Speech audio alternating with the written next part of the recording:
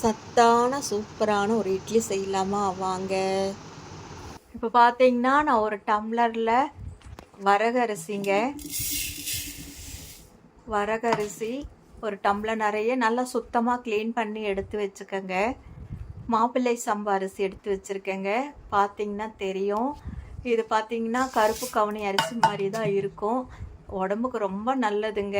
இது ஒரு டம்ளரும் வரகரிசி ஒரு டம்ளரும் எடுத்திருக்கேங்க. 1/4 டம்ளர் உளுந்து எடுத்து வச்சுருக்கேன். நான் அரிசி வீட்டு சாப்பாட்டு அரிசி எதுவுமே போடலைங்க. இது மட்டும்தான் போட்டு செய்ய போகிறேன். இட்லி நல்லா இருக்குங்க. நான் ஏற்கனவே செஞ்சு பார்த்துட்டு அதுக்கப்புறம் தான் சரி நல்லா இருக்குன்னு வீடியோ போடுறேன். ஒரு ஸ்பூன் நிறைய வெந்தயம் போட்டிருக்கேன்.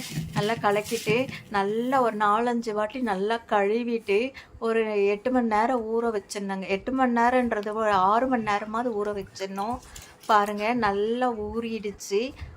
இப்போ நாம் கிரைண்டரில் அரைச்சிக்கலாம். கிரைண்டரில் அரைக்கணுன்னா அரைச்சிக்கலாம், மிக்சியில் வேணுனாலும் அரைச்சிக்கலாம். நம்ம இஷ்டந்தாங்க. உங்களுக்கு மிக்சி இருந்ததுன்னா நல்லா மிக்சியில் மைய அரைக்கணுன்னா மிக்சிலேயே அரைச்சிக்குங்க.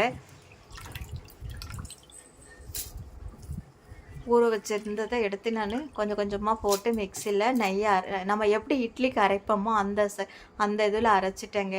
நான் இப்போ இதை அரைச்ச மாவை அப்படியே வச்சுட்டேங்க. நான் பாத்திரத்தில் கூட மாற்றவே இல்லை.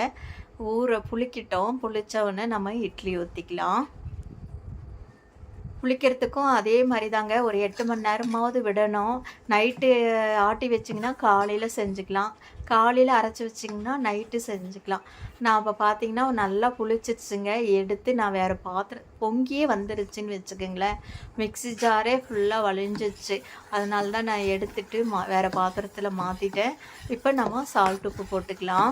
இதுக்கு நீங்கள் சமையல் சோடா அது இது எதுவுமே போடவே வேண்டாம். நம்ம சாதாரணமாக இட்லி ஊற்றுற மாதிரியே ஊற்றினா போதுங்க. தண்ணி காஞ்சிட்டு இருக்கு, நம்ம இட்லி ஊற்றிக்கலாம். நான் இட்லி பாத்திரத்தில் எண்ணெய் தடவி விட்டுருக்கேங்க. துணி போட்டு கூட ஊற்றலாம், அவ்வளோ நல்லா வரும். இட்லி செமையாக வரும். இதுக்கு தகுந்த மாதிரி நம்ம ஒரு சாம்பார் வச்சிட்டோம்னா அவ்வளோ நல்லா இருக்குங்க. சாம்பாரோ இல்லைன்னா நம்ம சட்னியோ அந்த மாதிரி பண்ணிக்கலாம்.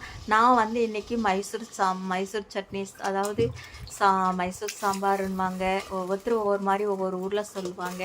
இப்போ பார்த்திங்கன்னா இட்லி நல்லா கையில் ஒட்டவே இல்லைங்க. நல்லா வெந்துருச்சு. நம்ம எடுத்துக்கலாம். ஒரு சாம்பார், அந்த மைசூர் சாம்பார்னு சொல்லுவாங்க, பாம்பே சட்னின்னு சொல்லுவாங்க. நான் அதை செஞ்சுருக்கேன். அதையும் எப்படி செய்கிறதுன்னு